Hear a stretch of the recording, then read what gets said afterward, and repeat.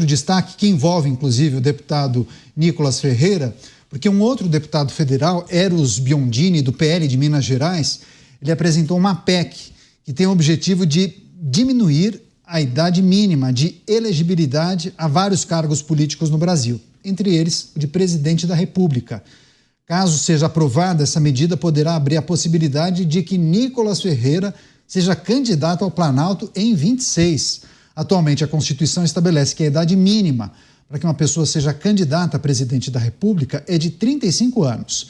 No entanto, a proposta pretende reduzir essa idade para 30 anos. Segundo o autor da proposta, essa regra precisa ser revisada e o seu pedido foi motivado principalmente pelo enorme sucesso do vídeo de Nicolas sobre a ampliação da fiscalização do PIX. Começar essa com Luiz Felipe Dávila. Dávila, o que acha da proposta, da ideia de reduzir a idade mínima para uma pessoa se candidatar à presidência da República? Segundo o parlamentar, seria de 30, redução de 35 para 30 anos, e ele não teve nenhum tipo de receio em falar que, naturalmente, seria para permitir que Nicolas Ferreira fosse um candidato em 2026. Dávila. Renato, esses oportunismos políticos é uma perda de tempo. O Brasil tem que respeitar a sua Constituição e, se quiser, tem que fazer as reformas fundamentais. Aliás, tirar da Constituição essa medida, por exemplo, que 90% do orçamento nacional já está carimbada as despesas. Isso é um absurdo, isso que inviabiliza o país. O país não vai melhorar, piorar. Se você quiser fazer uma emenda casuística para acomodar a uma eventual candidatura de Nicolas Ferreira, não é isso que vai resolver o Brasil. O Brasil tem que fazer uma reforma administrativa para valer. O Brasil tem que acabar com esses gastos fixos do orçamento que estão constitucionalizados. O Brasil tem que fazer reformas importantes na segurança pública, como a gente vem aqui para combater o crime organizado, como a gente sempre trata aqui nos Pingos, nos Is. O Brasil tem que ter uma educação básica de qualidade. Temos tantas outras prioridades. Então vamos parar de criar espuma, respeitar a Constituição e tratar dos assuntos sérios e prementes que a nação precisa encarar para salvar a democracia. Porque do jeito que as coisas estão indo, a reputação e a credibilidade da nossa lei, da nossa Constituição e da nossa democracia estão cada vez mais correndo risco. A PEC que prevê mudança na idade mínima para se candidatar à presidência da República. Você é favorável, Koba? É uma possibilidade interessante até, né? Eu acho difícil, a não ser no caso como um fenômeno de política como é o Nicolas, de alguém ser viável com menos de 35 anos para uma presidência da República. Eu não sei se teria uma aceitação social tão grande, mas isso em regra geral. O Nicolas é um fenômeno da política, o deputado mais votado do Brasil, em Minas Gerais, que não é o maior colégio eleitoral do Brasil, com popularidade crescendo. Ele tem mais seguidores nas redes do que o próprio presidente da República agora, né? Depois desse último vídeo, passou o próprio presidente Lula, que, veja só, tá na política há quanto tempo? E desde o início das redes sociais, também nas redes, o Nicolas ultrapassou ele. Então, assim, tirando esses casos excepcionais, eu acho difícil que alguém possa ser eleito mesmo para presidente com menos de 35 anos. Mas é uma possibilidade. Se a gente tivesse a emenda na Constituição e tendo a possibilidade do Nicolas disputar, ou de qualquer um outro com menos de 35 anos, no Congresso Nacional a gente tem, por exemplo, no Congresso não, mas no Brasil a gente tem alguns outros jovens também expoentes da política. O Kim Kataguiri tem, acho que, menos do que 35 anos, a Tabata Amaral também, o João Campos daqui uns dias vai naturalmente ser um quadro também nacional. Eu acho que seria interessante abrir um pouco mais, mas não sei se todos têm essa força toda para chegar competitivo numa eleição presidencial que ainda exige maturidade, que só vem com a idade, não tem jeito. Para ministro do Supremo, falam em estabelecer uma idade de um jurista um pouco mais velho, né, Beraldo? Mas para a presidência da República estão aventando a possibilidade de baixar a idade mínima para 30 anos. Falta rodagem um político de 30 anos ou não é sobre isso? Não, falta o deputado que propôs essa PEC olhar no retrovisor e entender o que aconteceu no passado. Quando houve aquele movimento contra o Eduardo Cunha, que estava ali na alça de mira da Lava Jato, encontrando muita dificuldade política, acabou cassado. Um dos instrumentos usados para tentar amaciar o coração do judiciário foi colocar em pauta, votar e aprovar a PEC da Bengala. Vocês lembram disso? Onde a idade de aposentadoria do servidor público, então, sobretudo dos magistrados, passou de 70 para 75 anos. E isso não salvou a pele de Eduardo Cunha, que não só foi, naquele momento, defenestrado da vida pública, mas foi preso e ficou na prisão ali um bom tempo. O deputado, fazendo esse gesto para sinalizar apoio a Nicolas Ferreira, tem que ter cuidado, porque essa PEC aí da fralda, ou seja lá o nome que queiram dar para ela, né, se contrapondo à PEC da Bengala, ela dificilmente, mesmo que ela fosse eventualmente aprovada e tal, reverteria a um apoio incondicional ao próprio deputado de surfar esta onda, enfim. Essas coisas de momento não merecem ser tratadas na Constituição Federal. Você pode até questionar, por que 35 anos? Acho que para governador é 30, para deputado é 21, sei lá, para vereador é 18. Então, por que essas idades? Não sei dizer também. Quer dizer, eu não acho uma cidade menos importante do que a Câmara Federal. Ao contrário, as pessoas vivem na cidade. Se os vereadores forem mais maduros, poderão ser mais experientes, né, e tomar decisões com mais discernimento. Mas entendeu-se ali na Constituição que não era o caso. Então, usar esse momento para querer discutir isso, eu acho de um oportunismo barato imenso. Mas quando usam esse momento justamente em cima do nome de Nicolas Ferreira, já tem alguma coisa no radar aí, né, Dávila? Você bem destacou, dizendo que nesse momento isso é apenas espuma. Mas a gente não pode descartar o fenômeno Nicolas Ferreira, né?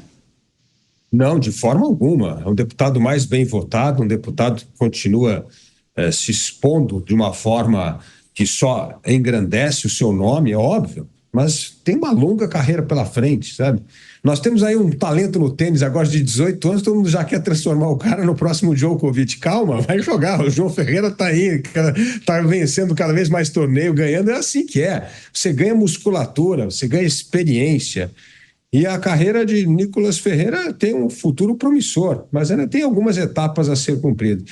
O que a gente precisa, Caniato, é discutir as propostas que o Brasil precisa. Nós precisamos discutir as questões reais, os reais problemas.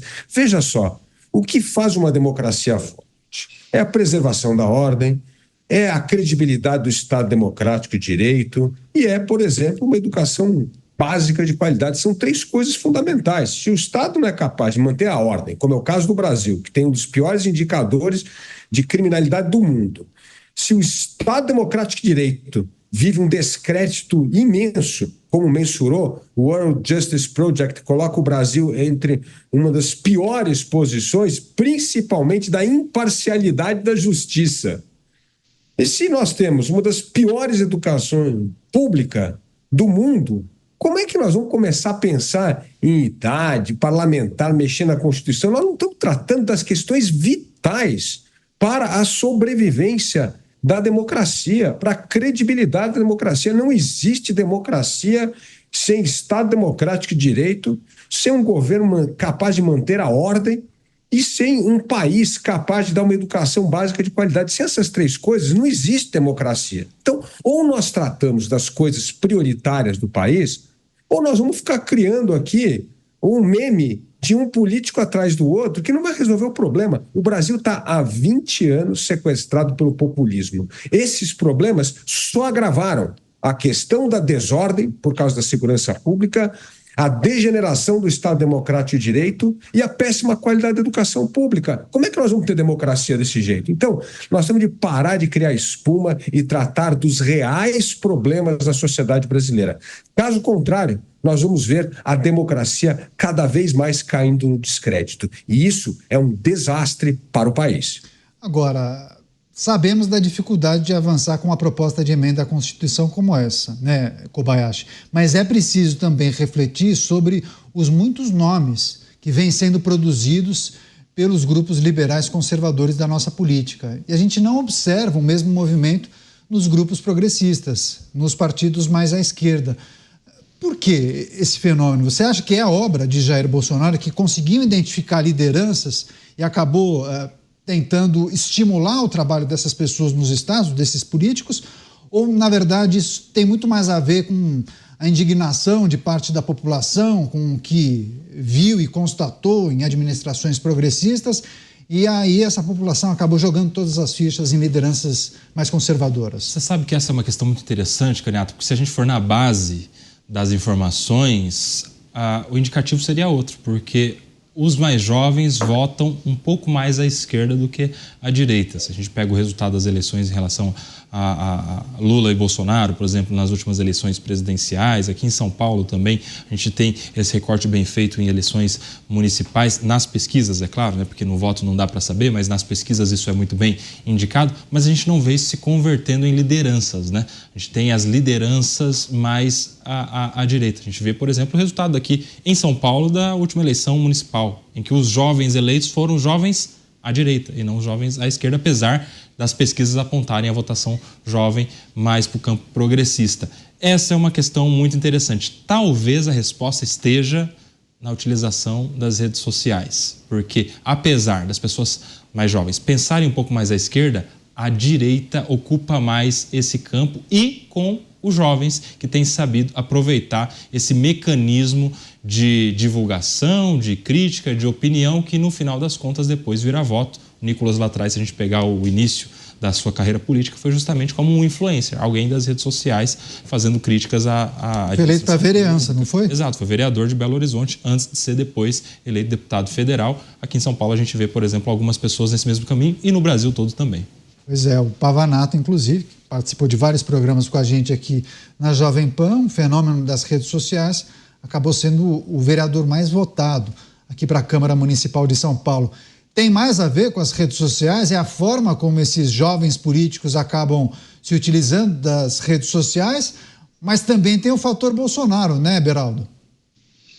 Mas o fator Bolsonaro, ele se mistura com esse advento de uma nova forma de se comunicar. Os meios de comunicação tradicionais perderam força e todas as pessoas, eu arrisco dizer hoje, a penetração do acesso, do celular e do acesso às redes sociais transformou a maneira como as pessoas se informam. E aí, não só os jovens, como eu disse anteriormente, mas também as pessoas mais velhas, elas todas estão buscando ali entretenimento, ocupar o seu tempo, não necessariamente buscar informações, mas nas redes sociais. Então, ela vai, assiste, às vezes até, tem lá, um vovô, a vovó recebe um vídeo que o neto achou interessante. Aí assiste aquele vídeo sobre um assunto qualquer.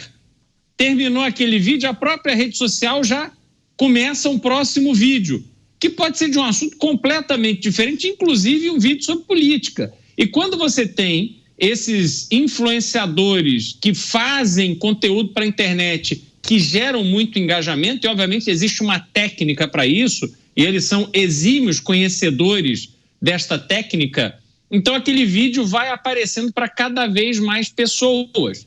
O universo que ronda ali Bolsonaro é o universo que melhor conseguiu se aproveitar desta nova forma de comunicação. Então é claro que quando você olha para a direita brasileira, há esta associação automática com as redes sociais, porque o fenômeno Bolsonaro vem disso. Quer dizer, Bolsonaro foi eleito presidente da República, vencendo um candidato que vinha, aliás, vencendo vários candidatos que vinham com o apoio tradicional dos partidos, com muito dinheiro, tempo de TV, etc. E Bolsonaro, sem dinheiro e sem tempo de TV, conseguiu formar uma rede de repercussão das suas falas e dos seus pensamentos tão eficiente e tão grande que ele se torna uma referência. Mas o Kobayashi trouxe, quer dizer, hoje o próprio Nicolas Ferreira, ele, em termos de engajamento, é capaz de ser maior até do que o ex-presidente Jair Bolsonaro. E a gente vê que isso torna essas figuras sempre alterando conforme o momento. Pablo Marçal é o exemplo primordial disso. Surgiu do nada, sem nenhuma nenhum histórico político, ao contrário de Bolsonaro, que ficou 28 anos na Câmara, enfim, tinha ali um contexto político. Pablo Marçal chega do nada e, de repente, causa um tumulto enorme. O Brasil inteiro falava dele. E ele não é um radical bolsonarista, não é. Inclusive, ele já tem várias manifestações contra o próprio Bolsonaro. Durante a eleição para prefeito, criticou duramente os filhos do ex-presidente Jair Bolsonaro e tal, e mesmo assim as pessoas se apaixonaram por ele. Quer dizer, ele conseguiu despertar essa paixão. Não foi com base em proposta, não foi com base em um projeto para a cidadão, não foi com base em nada. Foi com base em técnicas de comunicação que despertam este sentimento nas pessoas.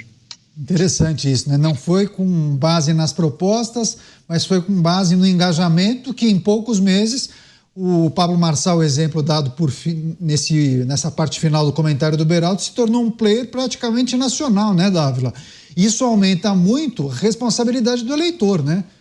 Porque, claro que se ele acaba se tornando uma pessoa que é vidrada em rede social e não para de ficar vendo vídeo de gatinho fazendo peripécia na internet, possivelmente ele também pode ficar vidrado na maneira como determinado candidato fala sobre tema A, B ou C.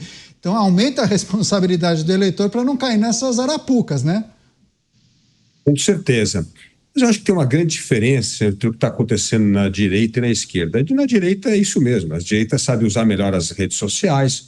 A direita, hoje, a ineligibilidade de Bolsonaro abriu um enorme flanco e apareceram outras pessoas, como bem mencionou o Beraldo, aí o Pablo Marçal, o próprio Nicolas Ferreira crescendo bastante. Então a direita tem um espaço grande para aflorar novas lideranças. A esquerda é uma estrela que morreu e continua a brilhar só no Lula, e o Lula não deixa nenhuma outra liderança aparecer, porque existem bons nomes. O próprio Kobayashi mencionou 2 bons jovens líderes da esquerda, que é o caso de Tabata Amaral e que é o caso do João Campos, 2 pessoas que têm enorme futuro na política aí. Mas debaixo desse centralismo democrático do PT, essas pessoas não conseguem aparecer, porque eles poderiam também ser um grande fenômeno político aí. Então, a esquerda hoje tem enorme dificuldade de renovação política por causa desse peso sufocante do presidente Lula. E isso não deixa que lideranças como essas que a gente acabou de mencionar aqui surjam. Portanto, é um campo fértil para a direita, porque a ineligibilidade de Bolsonaro acabou também abrindo um campo maior para que essas lideranças aparecessem, e a esquerda continua sendo abafada pela personalidade de Lula. E isso vai fazer com que demore mais tempo para este amadurecimento e esse surgimento de outros nomes mais jovens na esquerda. Interessante isso, Dávila fala em peso sufocante. E muitos já falaram sobre talvez um ingrediente que pesa também, né? O ego, né? E muitas lideranças de esquerda não têm a audácia de levantar a possibilidade de disputar. É sempre aquela pessoa, não, ele vai ser o candidato. Não, nunca pensei em ser candidato. É sempre aquela pessoa vai ser o candidato. Nunca ninguém levanta a possibilidade. O único que quebra essa regra é Ciro Gomes, né? Que nunca foi do PT, sempre do PDT, PSB, enfim. Mas Ciro Gomes sempre se coloca como candidato. Essa postura do principal líder do progressismo brasileiro atrapalhou a criação de outras lideranças? Muitos se perderam pelo caminho, né, Koba? Sim, e tão sufocante que é que a gente não tem no PT essas lideranças jovens. Por exemplo, os 2 nomes que a gente citou, tanto da Tabata quanto do João Campos, não são quadros do PT. Quem é o jovem do PT que tem competitividade? Assim, a gente não consegue falar um nome. Mas não me vem agora. Falariam o Haddad, que não é mais jovem. E ele foi prefeito de São Paulo, mas olha que loucura, né? Pois é, mas se o Haddad for jovem, eu sou o quê, então, Daniel Taniato? Porque o Haddad já não é mais jovem faz alguns anos. Né? É o nosso ministro da Justiça. Mas, da Justiça não, da Fazenda, exato. Mas na direita a gente já pode citar outros tantos nomes. Aqui em São Paulo a gente citou Lucas Pavanato, tem Amanda Vettorazzo, tem a Zoe Martinez, no Rio de Janeiro tem Rafael Sattier, em Curitiba tem Guilherme Kilter. Assim, são pessoas com cerca de 20 anos, um pouco mais ou um pouco menos, no caso do Guilherme até menos, que tem um futuro gigantesco pela frente e mais do que isso, diferentemente da conduta sufocante do PT em especial, tem um campo gigantesco pela frente com apoio, com incentivo, com apadrinhamento, com instrução, com partido, inclusive, com força, com incentivo. Então, a projeção para daqui 10 anos, para daqui 15 anos, para a próxima década, é que a gente vai ter muitas, mas muitas novas lideranças que já chegarão mais experientes no debate público e, inclusive, no debate na concorrência à presidência da República, quando essas pessoas tiverem os seus 35 anos. Imagine só, alguém que já é deputado aos 20, como vai chegar com experiência política aos 35? É importante também deixar claro que não é legal queimar etapas da vida. Eu tenho certeza que alguém com potencial à presidência vai ser o melhor presidente se ele chegar lá com mais idade, com mais maturidade, do que se for agora. É perigoso até esse encurtamento do caminho da vida pública. Eu acho que vale a pena respeitar os processos e isso vai fazer bem, inclusive, para a saúde desse novo, possível, eventual e futuro mandato, quando o tempo chegar, do que propriamente se antecipar, se assodar com base numa repercussão, com base em um post que viraliza e, de repente, queimar etapas. Ele é o nosso salvador. Não é assim. Não pode. Não é assim. Não dá para emocionar, Caniato. E o Dávila concordou, né? Dizendo que não dá para queimar essas etapas, né, Dávila? Rodagem e experiência são ingredientes importantes na vida pública, né, Dávila? Não há dúvida, porque isso é que faz a teia de relações importantes para quando você chegar ao poder, conseguir exercer o poder. Isso precisa de milhagem, não tem outro jeito. Você precisa ocupar cargos públicos. Por exemplo, uma pessoa pode ser um grande parlamentar e ser um desastre na administração pública. E tem pessoas que são ótimos no executivo e que são um desastre no legislativo. Cada um tem uma vocação nesse jogo. É que nem você jogar num time de futebol, Caniato, e uma hora você quer ser meio campista, outra hora você quer ser atacante, outra hora você quer jogar na defesa. Não, você precisa saber qual é o seu talento, onde é que você joga nesse time. E política é muito isso. Às vezes você tem uma pessoa de notável habilidade política no parlamento, e aí você coloca num cargo administrativo, executivo, essa pessoa desaparece totalmente, e vice-versa. Né? Pessoas que às vezes são grandes gestores, quando estão no parlamento, ex-governadores às vezes estão no Senado, eles desaparecem no Senado porque não conseguem fazer articulação política. Então, eu entendo que é preciso dar tempo ao tempo para testar a habilidade desses jovens talentos na política brasileira em vários cargos para saber se eles estão aptos ou se eles têm a vocação para exercer a presidência da República. Programas Pingos nos Is, várias pessoas chegando, acompanhando a nossa programação. A gente repercute a proposta de um deputado para elaborar uma PEC, proposta de emenda à Constituição, que poderia tornar Nicolas Ferreira, deputado federal, presidenciável, ou seja, ele poderia se candidatar à presidência da República em 2026. Essa proposta prevê justamente a diminuição da idade mínima para um político ser candidato a presidente. Atualmente, a regra define que uma pessoa precisa ter pelo menos 35 anos. Com essa proposta, haveria uma diminuição para 30 anos. Claro que isso na esteira do sucesso, né, daquele vídeo que foi publicado pelo deputado Nicolas. A gente segue acompanhando e monitorando essas movimentações.